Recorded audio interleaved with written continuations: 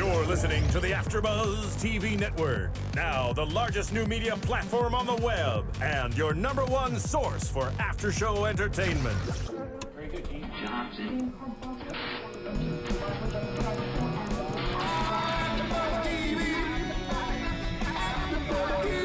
From Los Angeles, California, and Maria Menounos, and streaming live thanks to Akamai Technologies, this is AfterBuzz TV Spotlight On.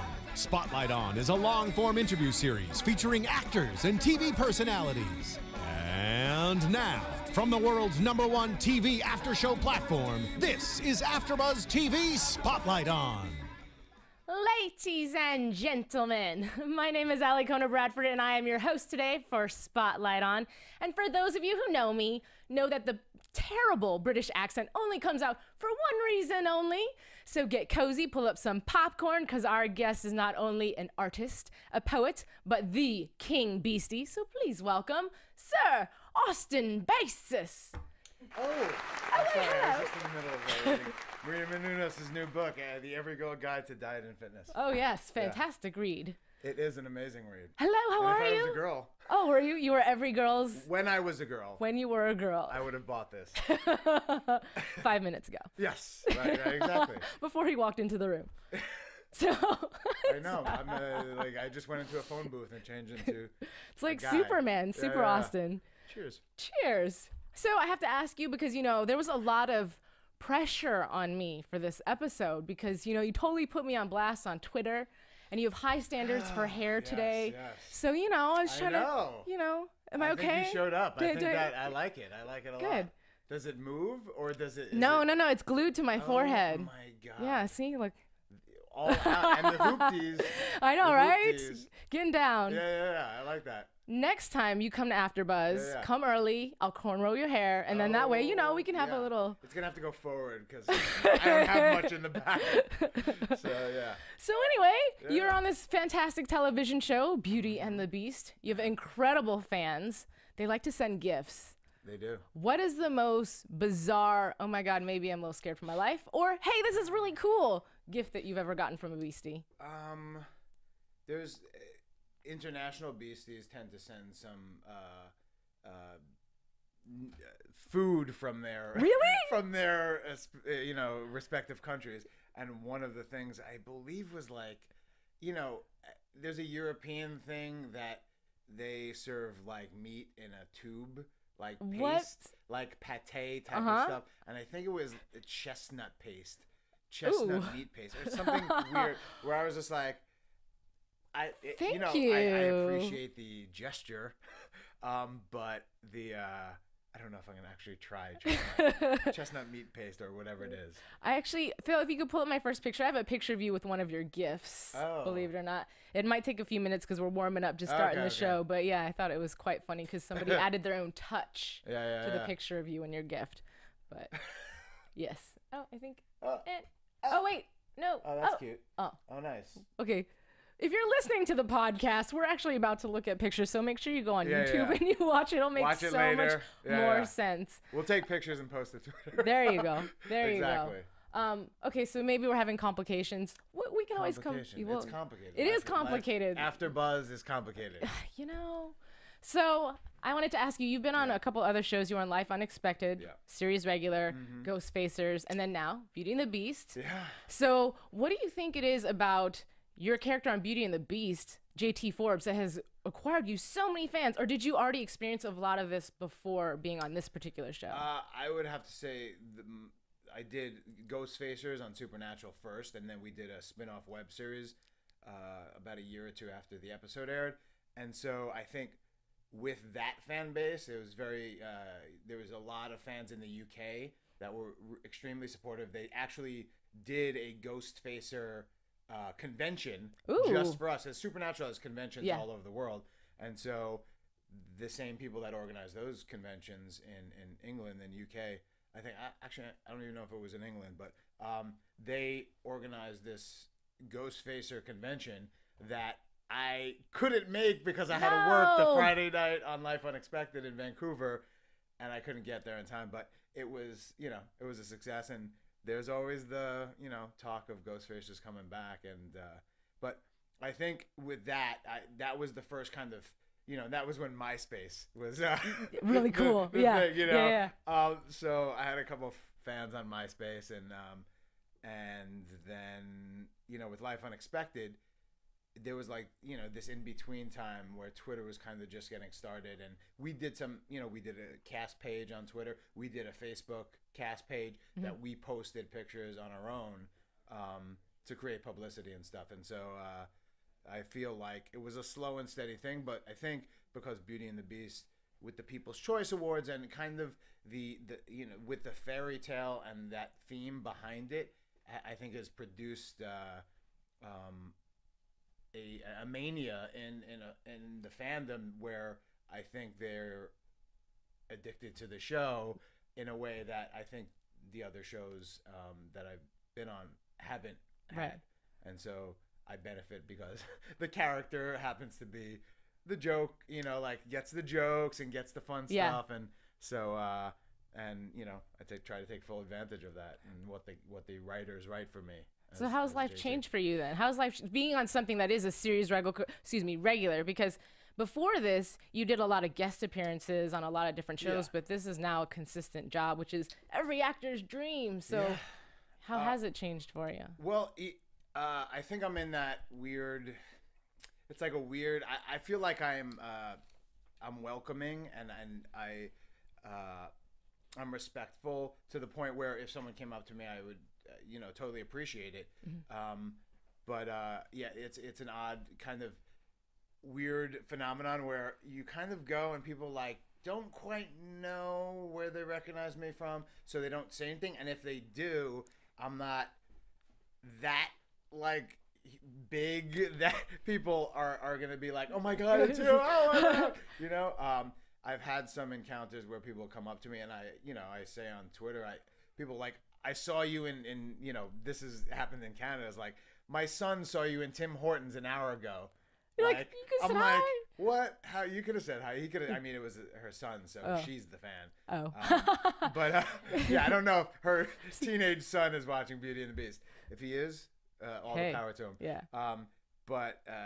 So I think I'm at that stage where, like, people kind of recognize me, and if they do, they know it, and I feel like I look kind of the same that I do on the show, minus the facial hair, right. From this season. But I think it's a little different to kind of go out and you're a little aware of that. But if that's the way it's gonna have to be, if I continue to work, and I'd rather continue to work and deal with whatever other stuff comes. But it's really about the fun work and being employed and right, of course, doing what I love. So do you consider yourself a celebrity? No, you're a working actor. It's weird when people say that, and I'm like, I feel like celebrity is like, there's an implication that you're celebrated for being famous, and so your celebrity alone yields power. But I feel that you are celebrated, though. I know, but I feel like the character and my work and the show are celebrated. So I'm much more proud that the town, we have dogs in here, but we have much more kind of, I feel like the celebration or the celebrity is from the work and the show, as opposed to me being a public figure. Gotcha. So I want to take it back though. Before, Take way it back. before. Really quick, I'm gonna ask my school. engineer. Do we have pictures today? Before I start queuing pictures, and we actually don't have. Me start Oh, sweating. here we go. Okay. So this is the first picture. This was the Beastie gift. We're going backwards. I like the touch with the blonde hair and the crown. That's very becoming of you.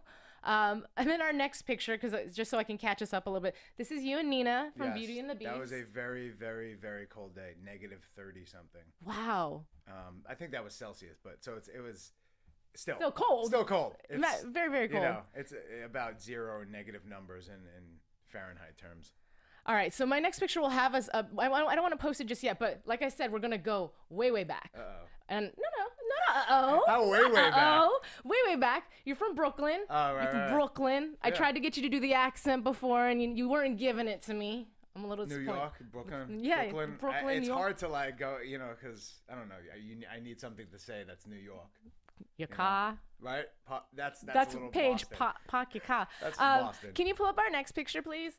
So, oh, he went away. You went that away. one right there. There you are. Okay, so being from Brooklyn, there's this. I looked really different when I was a computer Yeah. before I was a girl, before I was a boy. You there's a stigma of being very rough around the edges, very Yeah. tough. You played sports and all that. Were you a tough guy growing up? Oh, not at all. But No? I was a bad sport, and I was the kind of guy that would Kick get bleachers. into fights Oh. with the refs and other team if things didn't go my way.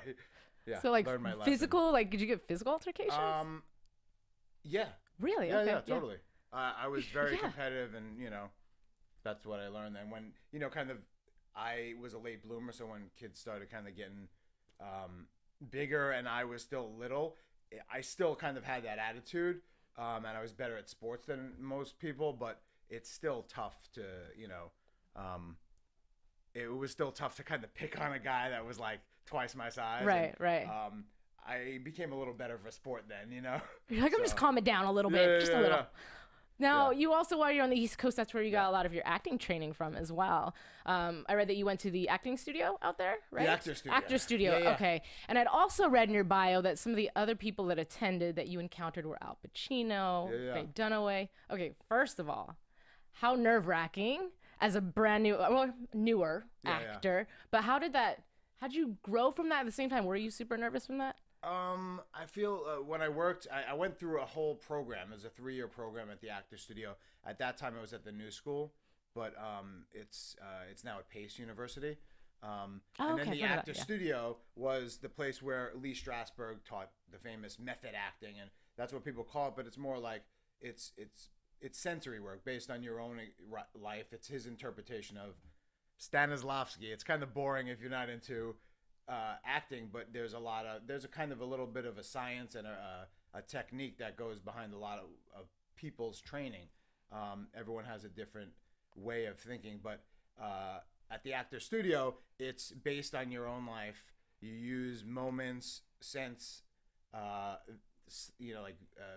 pictures and things that you like, objects from your own life, to bring you back to and get you into a place where you're just living and you don't have to act. Yeah.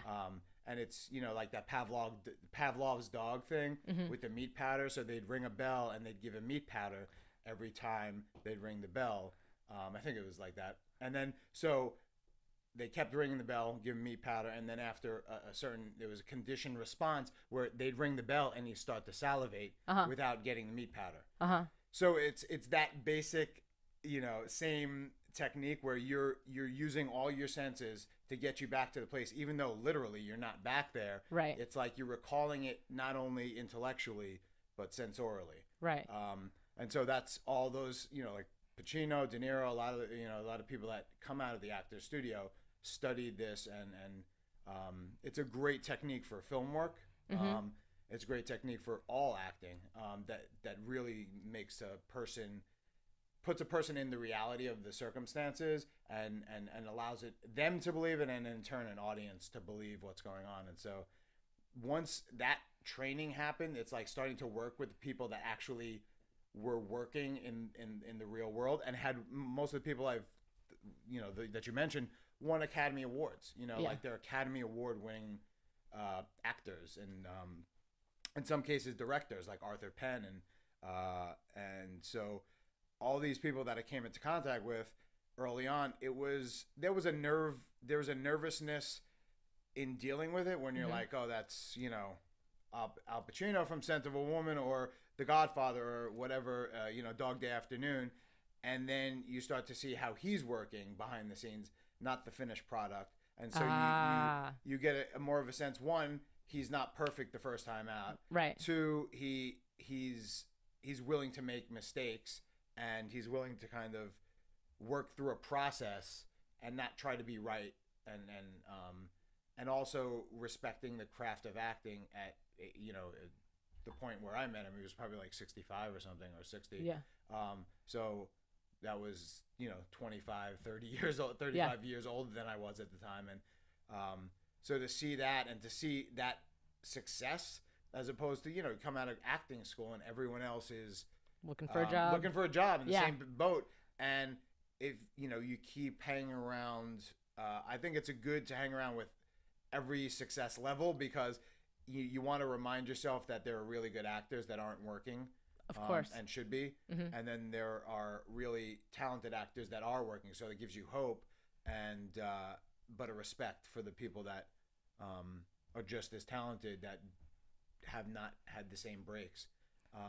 But yeah, the nerves, puts it into your performance, you put it into your focus. And as an actor and a performer, you start to learn to channel your nervous energy when you're doing theater, specifically when you have to perform every night in front of an audience, and you have nerves. You always have nerves. Course. So the nerves are diminished for me in over preparation and preparing as much as I can, so that I know I've done everything that I could, and I'm relaxed in knowing the material, but also in using that nervous energy and almost like manipulating it a little to your advantage, whether it's into a speech or anger or an emotional moment or whatever it is.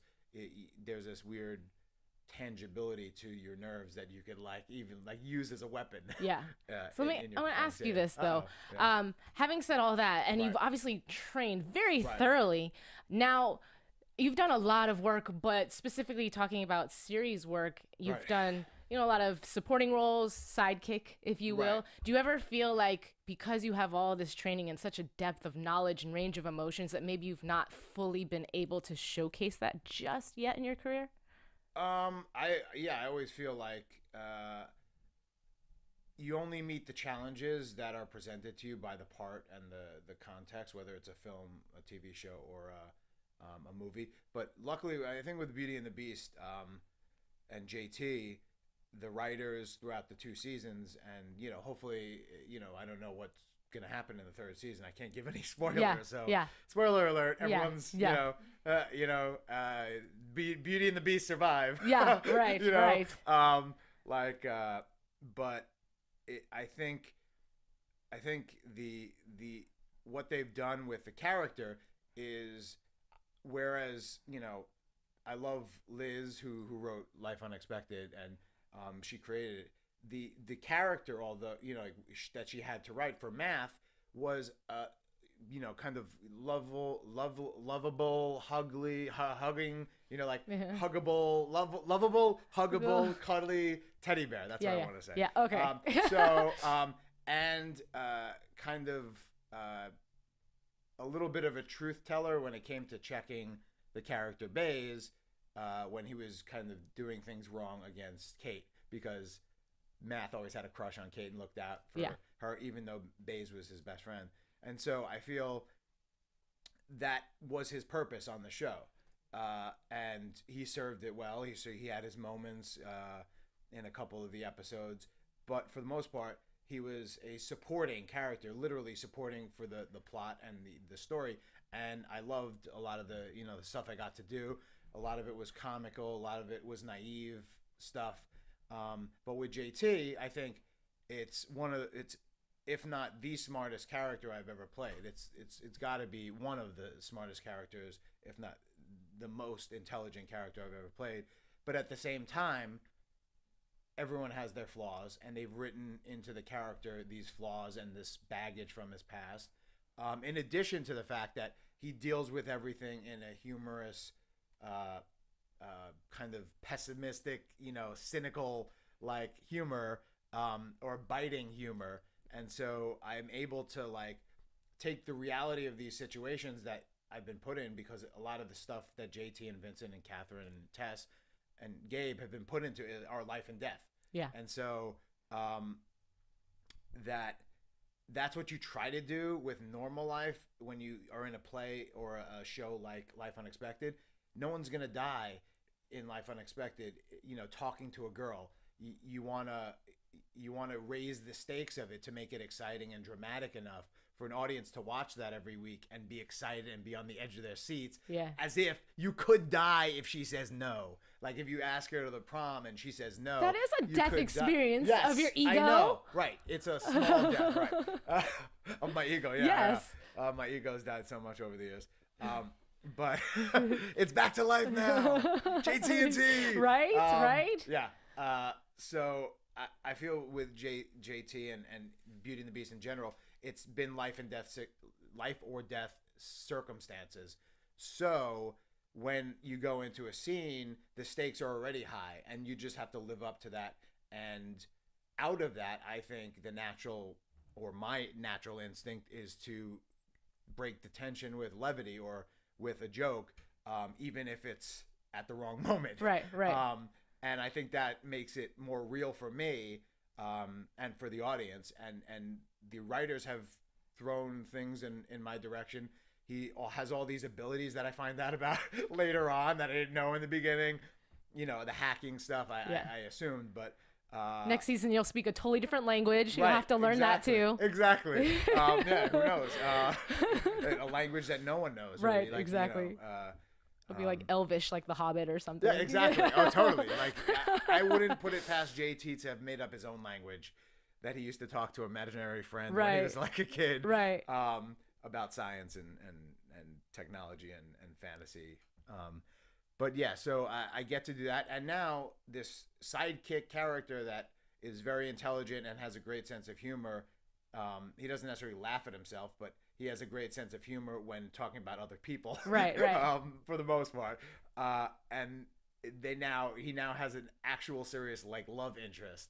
And it's an opposites attract situation, but I think it's allowing both Tess and JT and Nina and I as characters to be way more three-dimensional than a lot of characters you see on TV or even in the movies or on stage, because we're living we try to make the moments as real as possible and as like genuine as possible, even though we're opposites. And it's I think it's a fun thing to try to kind of explore that territory and be an unconventional leading man, even though I am the supporting character to the Beauty and the Beast, or we are the supporting characters. That unconventionality of JT allows me to show all those things that I would in some leading role in another project. Right. So you get a little taste of everything that is Beauty and the Beast. Totally. Now you also did an indie film that got a lot of awards back in the day. I like I said, I'd like to take it back. We're talking about you. You did a movie called Dorian Blues, that's at the time was a little bit more edgy because it's a coming out story. Tell me just a short bit about like who your character was and why you wanted to be a part of a movie like that. Interesting story about Dorian Blues is I went to the Actor Studio Drama School. Our graduation was, I think, in June or May at some point. And the day of the graduation, it was we had finished school. It was just the ceremony. And they asked a couple of us to audition for this film, Dorian Blues. And like there was like 3 or 4 of us that went, and we knew the scenes. We were auditioning for both characters. It's 2 brothers. One was coming out of the closet, and one was the jock brother. And so I had played sports growing up, but in general, I tended to play like nerdier characters. But I'm also big, so it's hard for someone to pick on me. And so I went in and with a buddy of mine from the school the day we were going to graduate, and we did these scenes. We did 2 scenes and switched characters and played both characters. And so I did the scenes, and coming out of school, you're like, I'm going to take anything they give me. I was lucky because it was a well-written film and script, and I did this audition with my buddies, and they asked me to stay, and they said, okay, here's the deal. We love you. You're great. You're not quite the jock character. You're not like the young Paul Newman leading man, who the actor kind of had a young Paul Newman thing, Lee Coco. and then you're not quite scrawny or awkward enough to be a kid that's been picked on, feels like an outsider, feels like there was a term like just an outsider, just a reject. You don't give that vibe off, so you're right in the middle of. So if we had to have a character in the movie that was both, you'd be it. But he's like, I think there's this character that you could do if you wanted to. It's a smaller role, but it's impactful. And I was like, okay, what's do you have the sides, which is something you kind of train for in school, but until you get sides handed to you and you're like, okay, take your time. You're like, how much time could I really take with this? It's like 15 minutes, maybe 10 minutes to look at these sides and memorize it and bring it in as if you're saying it for the first time and you're the character. And so the character is called Spooky. And I have a tradition of like getting really cool named characters all throughout, like Math from Life Unexpected. I was Spruce in the Ghostfacers. JT Forbes is an awesome name. It's a two-namer. You always have to say JT Forbes. It's hard to say JT alone. So I went out and, it was like 10, 15 minutes later. I was like, okay, I was ready. It was probably like 5-line scene. I come in and I do it, and he's like laughing, and he's like, you got it. He's like, it'll start shooting in about a month and a half. Nice. And you'll come up to Albany for like, 2 or 3 times depending on the schedule. And he told me the other scenes that I would be in, because we didn't get the whole script. It was, the first scene is he meets him in the lunchroom, the main character, who's played by Michael McMillan, who is actually, he was on True Blood for a long time. He was the Reverend, like the Reverend. You ever watch True Blood? Like here and there, yeah, he's like the Reverend that wanted to get rid of vampires, and then he becomes a vampire. Spoiler alert. Anyway, so he's successful, and I have a scene with him where I kind of, like in a weird spooky way, come on to him. Okay. And then we get both simultaneously picked on by the jocks, and who we both term Neanderthals. We call the jocks Neanderthals. So when I say that, when I call the jocks Neanderthals, he kind of strikes up like a note of like, ooh. And then I take him back to my basement. In the next scene, the scene right after that, get him drunk up, bring in mugs and beer. And then I proceed to do a seduction dance. Really? From Last Train to Clarksville. We're gonna have to watch this. I didn't quite catch the movie, and I'm definitely gonna now. I really have to watch the Monkey song "Last Train to Clarksville" because it has these musical stops. So it's like, take the last train to Clarksville, and I'll meet you at the station. And so I do a crazy dance, and what was hard, at least I did it, and I choreographed the whole thing, and I'm like, I had taken dance class in school. Oh, so multi-talented, okay. I did my own dance, and like, how weird and funky could I be without being too adept at dancing and seducing someone with the dance. That in itself was awesome. It was a great set, great location, and great camaraderie with the cast and the writer and director and his wife. Their parents housed everyone, all the actors, and it was like that really kind of fun thing. And it was my first film out of school, and a couple years later, or a year later, they were in festivals, winning awards, and getting released in the theater. Yeah. And on DVD. So outside of that, though, every actor goes through their dry spells to where you're doing good stuff, and then all of a sudden you have the years that are really difficult. Right. And I had read that you'd also had a few years of being a quote-unquote struggling actor. So what do you find as struggling? And what'd you do in between time to just make ends meet? Well, that was a non-union project. I didn't get paid for it. So it was right out of school for your reel. You want to put together film stuff for your reel.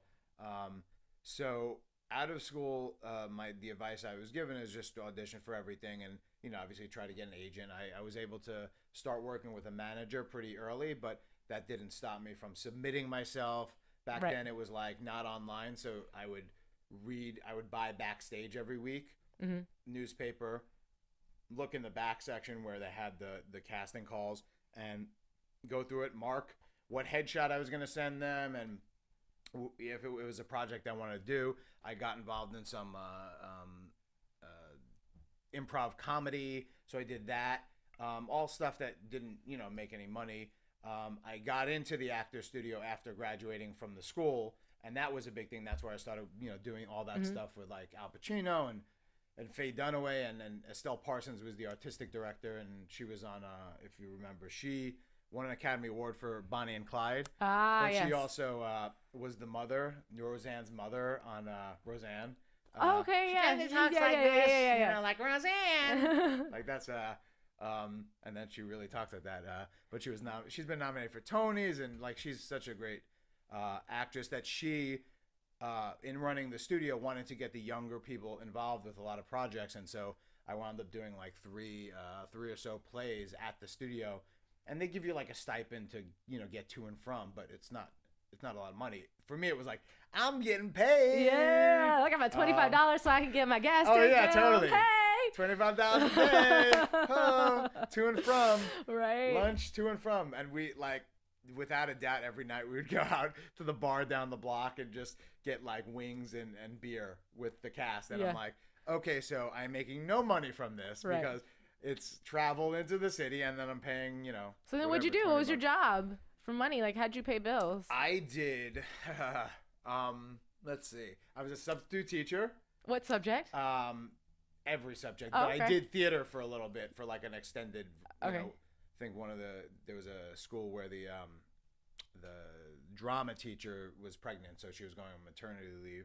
I did that for 2 months, and then 2 or 3 months, and then I just substitute teaching is you're just sub whoever is had absent. lessons so ready for you. Like, you just sometimes they had lessons. Most of the time they didn't. Sometimes I played like theater games and talked about going because I subbed in a school that I went to. So that was always fun to like see what the kids are like now, and see what teachers are still there, and then hang out with those teachers in like the theater, not the theater, the lounge, the teachers cafeteria, and I'm like, you're still teaching here? You were old when I went to school. Oh, that's messed up. No, seriously, but He's the teacher that you go to his class and you pop in the video, right? And you just watch a movie the entire class. And yeah, this is awesome. Not many teachers like that. No. But yeah, so I did that. I was a bouncer for a little bit. Really? Okay. Yeah. See, you were a tough guy. Lies. No, it's I mean, probably 20 or 30 pounds heavier, and give me your your mean bouncer look. Like right in the camera. Just let him have it. I've taken off my glasses. Okay, do it. It's kind of like one of these, like, you got ID? I gotta keep a straight face. I gotta keep a straight face, like, ID? It's hard to do it. Like, I'm so used to being like the nice guy. But I do like playing like tough guys. Well, not tough guys, but crazy guys, and dudes that are capable of like psycho crazy murder stuff. That's always fun because it's so opposite of like who you are, normal life, and who I am. Thank God, most actors, it's the opposite of what they are. But I guess not everyone loves playing those characters. Was there any point though in your career though that you were struggling to the point where you were just questioning whether or not you should still be doing this? Well, when I kind of, it was like a 2 or 3 year period. I would do different jobs, and so I did the substitute teaching, and then I also did that. I did cater waitering, where you'd pick up jobs at different events, venues, and kind of serve hors d'oeuvres or bartend. I bartended at Brooklyn Academy of Music for a little bit at the end of school.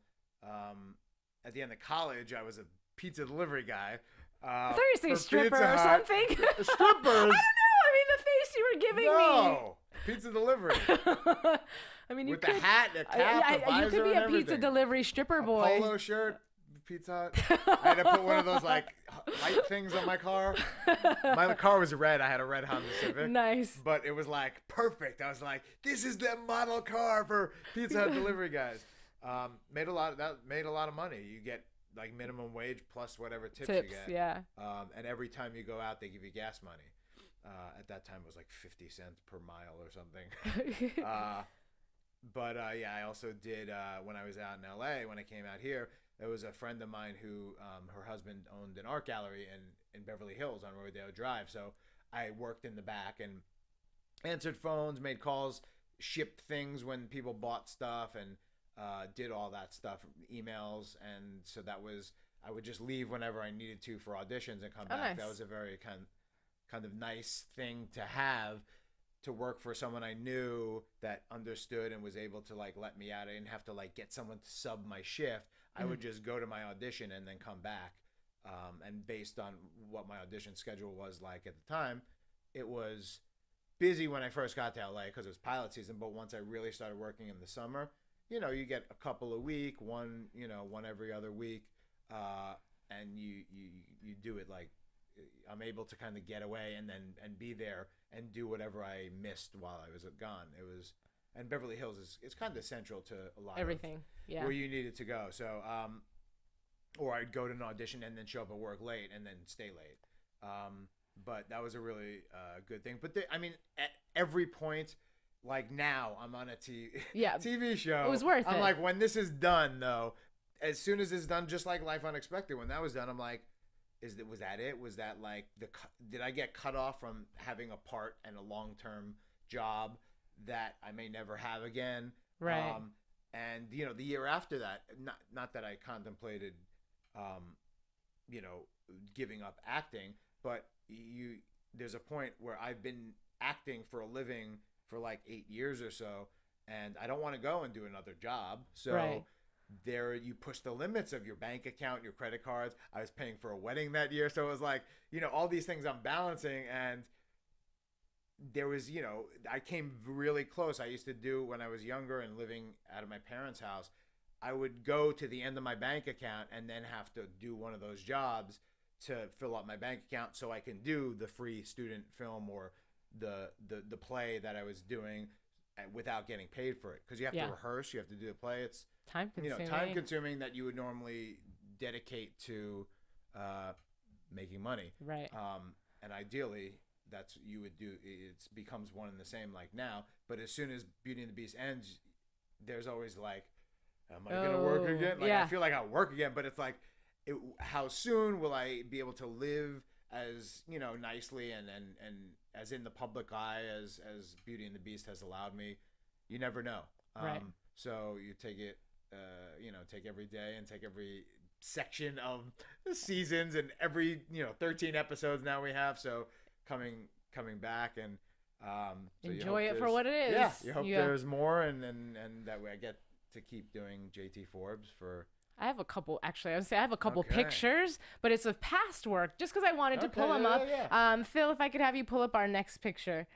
You, at one point, okay, this is from Grey's Anatomy. Obviously, you're a guest. But I thought it was a little ironic, because at one point, weren't you accepted into a potential medical school back in the day, like high school-ish? Well, I did go to, I went to college. Well, my high school was medical science. I was in the medical science program. So you are smart. Yeah. So it was math. It was math and science. Yeah. And there was a humanities program that if you were good at like history and English, that's the program you got into. And if you were good at math and science, you got into medical science. We didn't really do any cadaver work or like stuff like that, but I took some AP classes and math and science. And then you looked like that. And then I looked like that. I still wasn't a doctor. No, I know. But I play a doctor now on TV, so I've It worked achieved my goals. It worked out, yeah. Dr. JT Forbes. There you Dr. go. Forbes. Yeah, there you go. Sounds snazzy. Yeah. Let's go to our next picture. My head is so big compared to Sandra. Oh, it pops up on the small screen. Okay, so back in the day when you were doing commercials. Do they see that though? Yeah, I think they can see it on the screen on YouTube if you watch. It's a picture of him as a pig. Yeah. God, I don't know how long that must have taken you to get that on your face. 5 hours. Yikes. And it's funny is I remember seeing that commercial. Yeah. Did not know that was you, but you know, obviously remember that was you. There were also rubber gloves that I had to wear because they, you know, the hooves. So it was a whole process. Well, first of all, it took 5 hours to put the face and head on. It was a hood, and then they put stuff on my face. You could kind of see it in this shot. You can see the outline of my face. And then they would spray me with, you know, airbrush to make it pink. That's a And then once I was in it, I would wear like this Under Armour like outfit so that I could like be cool all day. We were like shot it in Pasadena. And I also did appearances as that guy. Oh God! Creepy. Oh gosh! And What, like so nightmares. The suit was awesome. I wish I could save the suit. It was like a pink seersucker suit. And so what I'd have to do is I would have to take off the jacket every time. I couldn't put the gloves on before the jacket because they didn't fit. So I would have like these like 3 or 4 people like Trying to put stuff basically on for you. taking my clothes on and off and my hands on and off every take, every different shot, because it would, it's like overheat, and some makeup person plastering what they probably did with Jay last season, because usually around your mouth and around your eyes is where it starts to kind Creasy. of get kind of come away from your skin, so you want to make it seem like it's your skin. So they put like this, they have these little spatulas, and they put like latex, like soft latex that dries really quick, and they'll just putty it and then spackle it and do the same thing over there. And the funniest thing is, like, the longest I went, light was running out, and I had these things and the hoofs on, and they took the hooves off, and there was literally, they turned it over, and there's like a quarter cup of sweat that just poured out. It was just gross. like, imagine being in a rubber suit on a hot day in Pasadena. All day long. Gross. In Disgusting. August. Disgusting. Yeah. I smelled pretty good because of the deodorant. Right. But, Sure. yeah. Sure. Right. And can we go to our next picture, I was please? playing a pig, so It suited then.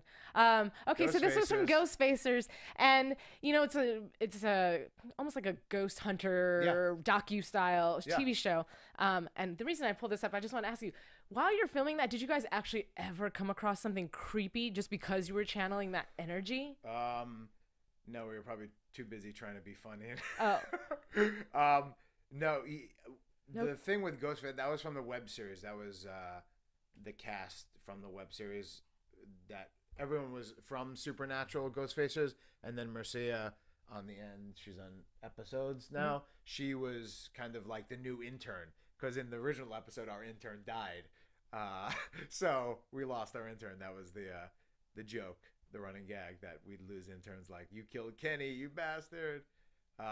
Anyway, but so we never really ran into anything because we had to film the thing. Like, right. That was part of what the directors and the writers allowed us to do, is get in there with real cameras and film all these scenes. And yes, there would be a professional guy that would come in and do like special effects shots, so that they needed to have a certain frame, certain composition in the shot to allow for the special effect to be put in there afterwards. And they'd come in with their big HD cam, but we had mini DV cams the whole time, and we filmed pretty much everything. So it was very spontaneous, very, loosely based on the script, but we said the lines in the script, but we also added stuff. Yeah. And they allowed us to do these interviews off camera, not off camera, but out of the normal shooting of the episode, because it was going so quickly that we each kind of went in different periods of time. Like, my character went off and they set a scene, and I was able to kind of do an interview with the camera where I talked about myself and being a ghost facer and all this stuff. So no ghost encounters. No ghost encounters, no. But all fun stuff. Well, then that's all that matters. That's all that matters, is you had a good time. What else was going to ask you? Oh, you know what I want to bring up too? Can we go to our next picture really fast? I mentioned in your introduction that you are not just an actor, but also a poet and an artiste. This book, tell us where we can find this book and what is it? Well, it's you can find it anywhere online. I kind of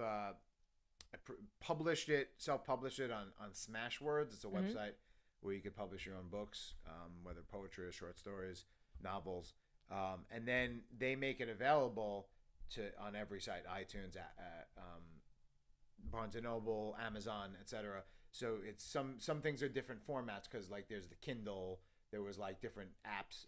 Different formats and devices you can use for the viewing of it. But I chose to do it digitally because it was cheaper and easier for people to buy, and I just wanted to get my poetry out there. But it's basically a collection of poems that I've written through the years. And it was, I called An Actor Without an Audiences because that's one of the poems. but it's also, I think at the time I was not working. I was in between, Life Unexpected, and ultimately the next big gig that I got was Grey's Anatomy and Beauty and the Beast. And so I'm a creative person, and I felt like stifled because I wasn't being allowed to work and do that, because you basically go to auditions and it's not a very kind of fulfilling experience. Right, of course. So you go to auditions, you do it, and then you wait and you find out. And the real fulfillment is like actually getting to do it and work with other actors and, wear the costume, play a character. And I wasn't able to do that. So I wanted to put these poems together. And it's probably about, there's like 60 poems or something, like, wow. So definitely 60 pages, because I have a couple longer form poetry, but it's divided into different categories: love, hate, and the last section is something that I learned through school. Is like you kind of keep a diary or a journal when you have time. A lot of times in TV and film, you don't have time. You get cast and you work the next day, and you just have to memorize the lines and do it. But I think the most fun for me to put in the book was to reveal these poems I had written as the characters that I played. Interesting. So if I had time as part of preparation, like there was in Life Unexpected, my character had a crush on Kate, and so Math had a crush on Kate, and so he knew her as a kid, and I wanted to write a poem to get an understanding and see how Math would write the poem, because he was an English teacher. How he would write the poem of falling in love with Kate. Right. And then in high school, I wrote a poem where I was more seriously falling in love, and I understood the dynamic of a guy-girl relationship. Like. And then ultimately for that episode where I kind of summon up the courage to say something and to try to ask her on a date, or so I wrote a poem of reuniting with her and having her back in my life and all that stuff. And so I did that with all the different characters, a lot of different characters I played if I had time. Did you ever get to do one as JT? I did. I wrote one for nice. Tess. I wrote a little love poem for Tess. I posted it on posted on Twitter, and but it was way after the book. The next volume it'll make the next volume. Gotcha. But it was fun. Like stuff like that it allows me at least to do some work on the character, but the work is fun and it's creative, and it allows that kind of creative writing bug in me to be fulfilled and be utilized. Whereas a lot of people are, a lot of actors are, athletes or musicians, or like they could sing, and so they get to do that while they act. So sometimes you get a part where you play a guitar or you sing, or you get to do some crazy dance, and everyone's like, oh, you can dance too. Whereas like, what am I going to do? A part where I like write a poem, or draw a picture. Right. So those are my talents outside, like my creative talents are kind of solitary talents that, yield a drawing like that. I drew that for Salome to try to, when they were doing Salome at the Actor Studio, I was trying to design the playbill that would be used in the Broadway version. So I was like, let me draw something really like cool, and it never got used. But boo. But I like it. It's cool. It's the moon bleeding. So I want to end this though back on Beauty and the Beast, because course. Obviously people love you and they love Beauty and the Beast, and that's why the show came back, season 3. Two questions. A, we had a really weird awkward break in season 2, so my first question would be why, and then the second question would be how much do you think that season 3 was reflective of the actions taken by the Beasties, like the book campaign and the Rose campaign and the fundraising? Well, I think the why of like the break, just because is that the first question? Yeah, first question. Yeah. I threw like 8 at you. Yeah, sorry. Yeah. No, it was only 2, but I'll take the part, like a quiz show. I'll take part 1 first. Okay. And so I think it's just because of where we were in the ratings on the CW, and the night we were on, they had some mid-season replacement shows that they wanted to give a legitimate chance at succeeding and put them in our place to see how other shows did in that same time slot, to see if you know, if it's a to time see slot if- or the if show. it was a time slot or the show. And I think after a while they realized that it was the time slot to a Interesting. degree. Okay. Okay. I think when they put the originals in, I think that was the show. Mhm. Actually, yeah. No, Tomorrow People. They put Tomorrow People in instead of us, and you're talking about you have to play all these factors. Internationally, we do really well. They sell to a lot of markets around the world. We've won People's Choice Awards. There's a solid fan base. Right. You know, even in the States, even though it's small, it's always there. And Right. then in you know, France, we do better. I mean, I think it was Spain, actually, we do better numbers there when we air than we do in the Wow. States, Yeah. which is crazy. Yeah. And, you know, it's France, Brazil, England, Italy, like all these countries that have markets, and Germany, all these markets are big markets and They love you. yield a lot of money for the show. And they know they have seasons and seasons of episodes, or at least 44 episodes after 2 seasons, to sell to different markets. And so when you're talking us versus a new show, we're a CBS produced show, so that factors in, because there are other CBS produced shows and there's only so much room. So there has to be some Warner Brothers shows, have some CBS shows, and so they had to give these shows a shot to kind of compete with us. And the numbers we built up over the years, or the 2 years that we were on the air. Over And all those years. I know. And what the tough part is, we didn't know, like doing these last 6 episodes, we didn't know what the final result was going to be. We were filming this with the possibility that could be the last shows. So what's great about that is that we have a season 3, is that these shows are like, you know, kind of power packed, jam packed Right. with action and stuff that's happening like at the speed of light, kind of like the end of last season, where like every episode, every commercial break, there was a new twist and turn and revelation. And so it's continuing like that into the finale. And so that there is some resolution with the arc that's happened over the past 2 years, but it opens up a whole new, the finale opens up a whole new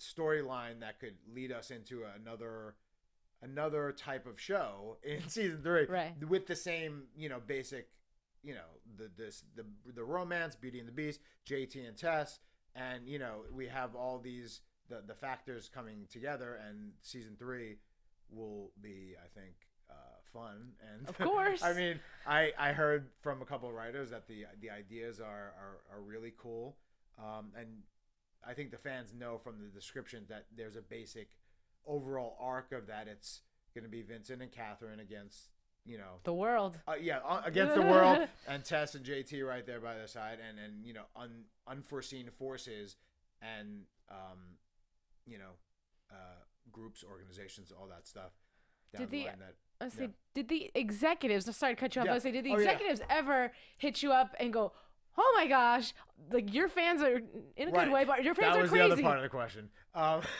The other part of the question was the fans. So yes, the fans directly, I think, had an effect and were impactful in getting us a season 3, because they, you know, they saw an opportunity when we went off the air. You know, not that they weren't doing things before, while we were on the air.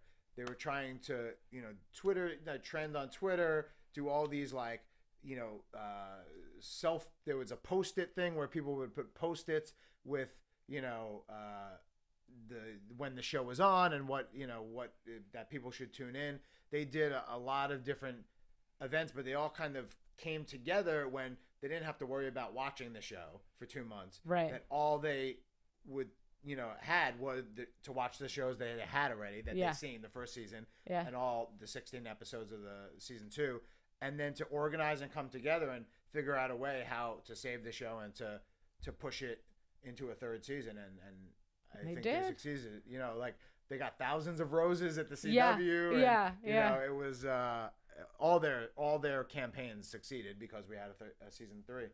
So this is your opportunity. I want you to look directly into that camera in front of you and give them your biggest thank you. This one right over here. Oh, of course. Thank you, guys. Thank you so much. Thank you for my continued employment. Exactly. Yeah, because that's a very rare commodity in this business. So people do a lot of pilots. You do a lot of auditions. Some people don't get pilots. If you do get a pilot, most likely that pilot's not getting picked up. Yeah. Then if that show makes the air, most likely that show is not going to get a second season, and we have a season 3. So yeah. I think that's thanks in part to, you know, the cast, the writers, and the producers, but also the fans to really pulling us across the finish line, and both from the first season to the second season, and also to the third and the fourth and the fifth. Exactly, right? I like to do other work eventually, but this is okay. As long as this lasts, I'll take the ride. Awesome. Yeah. All right, so we're running out of time. We're going to have to wrap it up, but I want to thank you for coming by and sharing us insight on not just JT and Beauty and the Beast, but some of the other work that you've done, because I think it's great for fans to get to know who you are and where you come from and stuff like that. So thank you so much. Your bindi. I'll bring one for you next time. I'll braid your hair. We'll get it all taken care of. It's Cleopatra meets, the Far East. You gave me Cyndi Lauper earlier. I'm not sure how I feel about that, but you know. The side. No, I'm just kidding. So anyway, I know your fans already talked to you on Twitter, but go ahead and just leave them your Twitter one last time before we exit. Yeah, it's at Austin Basis. Simple, to the point.